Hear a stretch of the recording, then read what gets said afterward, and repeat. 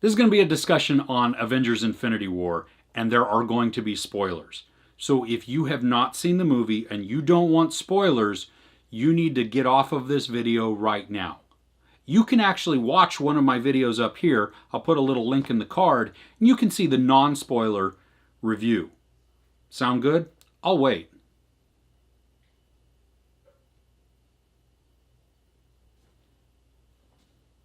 Okay.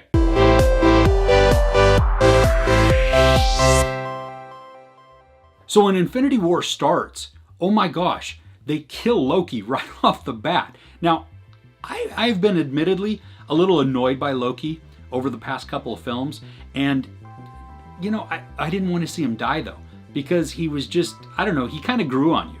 You know, I didn't like that, well, no, I guess I did, because he's a trickster. That's what he is. He goes back and forth. And so I wasn't supposed to totally like him the whole time. I'm supposed to be drawn in by, oh, he's nice. And then, oh, nope, 360 or 180 turn right there. And now he's a bad guy again. And I just got deceived. Well, that's who he is. But I did like that when he died, he went out well. He went out as a good guy, as a hero, trying to save his brother. And I thought that was really valiant. I was also bummed that Idris Elba died. Oh my gosh, come on. I have a huge man crush on Idris, so that, you know, that's my own little thing there. But that was crazy to see him. So then we have, okay, so we have those two die. I loved that they showed a lot of backstory with Gamora. I thought that was really good because it shows us who she is and how her relationship with Thanos develops. Gosh, this really, it made me really care a lot more about Gamora. Because, not that I didn't care about her, I thought she was great with Guardians of the Galaxy. I thought she brought a lot to the story. I thought she brought a lot to that cast. That she was kind of the level-headed in the weirdness that was going on, or just the stupidity, and she brought them down a little bit into a normalcy range. So when Thanos tosses her off to get the Soul Stone, oh my gosh. But you know what? One thing that really bothered me is why, if she's so smart, which I believe she is, did it take her so long to figure out that she's the one being tossed off, that she's going to be sacrificed by Thanos so that he can get the Soul Stone?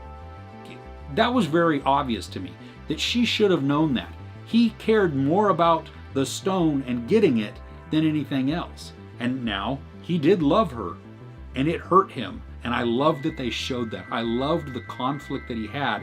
Once he realized that he had to kill her, he was heartbroken.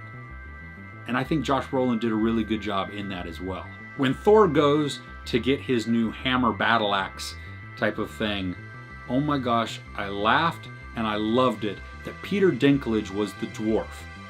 I loved that he was massive, that he was just huge. I thought that was so great because all of these other times that we see Peter Dinklage, he's always playing himself, I mean, as a little person.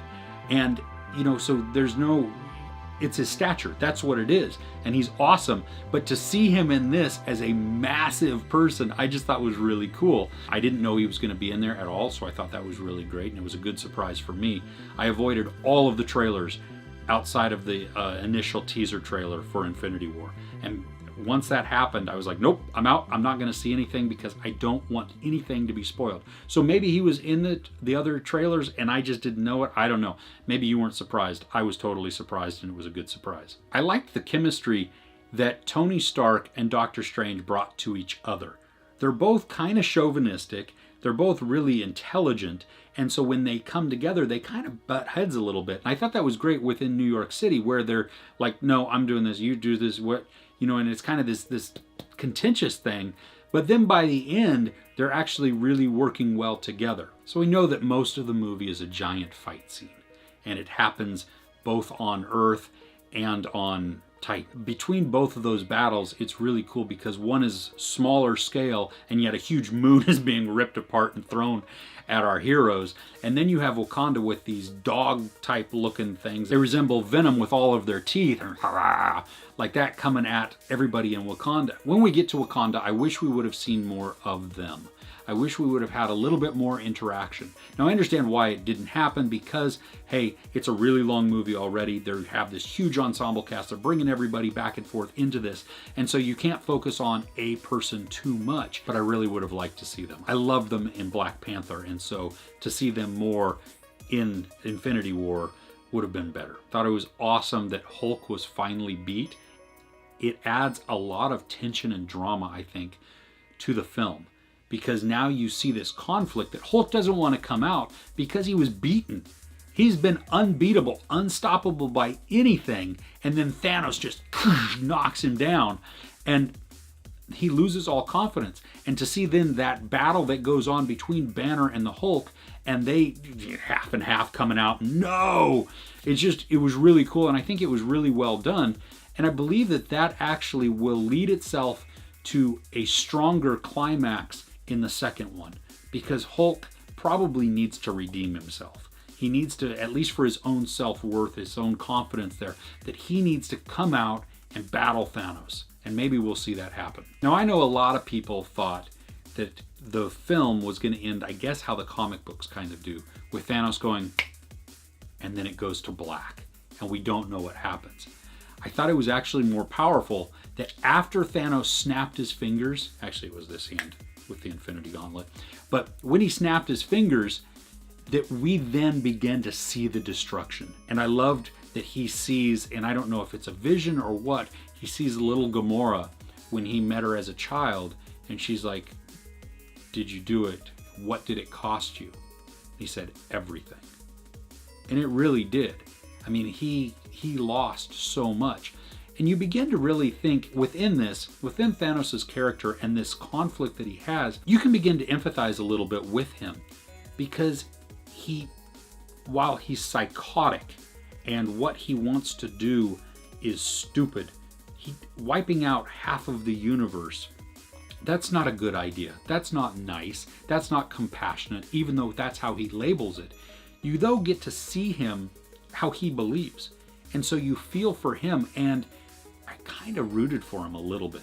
Not that I wanted him to commit just massive genocide, but that I see the tension that he has, and he believes that he has altruistic intentions. They weren't, and they were terrible, and he's a terrible person, but hey, he did a good job of conveying his desire and his conflict, all of that through the facial expressions and even the tears. And it made me empathize with him. There were a lot of rumors that somebody was going to die. We knew that probably somebody was going to die. Now, when Loki died right at the beginning, that was shocking in and of itself. But then towards the end, where Thanos snaps his fingers and everybody starts to die, that was shocking. And more so because you see Bucky as he starts to disintegrate. And then, oh my goodness, Black Panther, what? We were just introduced to him not too long ago. How can you kill him off? What the heck? That was, what? And Peter Parker dying right there? That was crazy. That was probably one of the tear-jerking, heart-wrenching moments right there, because you see him as this young kid who doesn't want to die, who knows that it's coming, and we knew Vision had to die. He had to make that sacrifice so that the Mind Stone could be destroyed. I guess nobody saw it coming because Thanos just turns back time and then boop. Okay, here we go.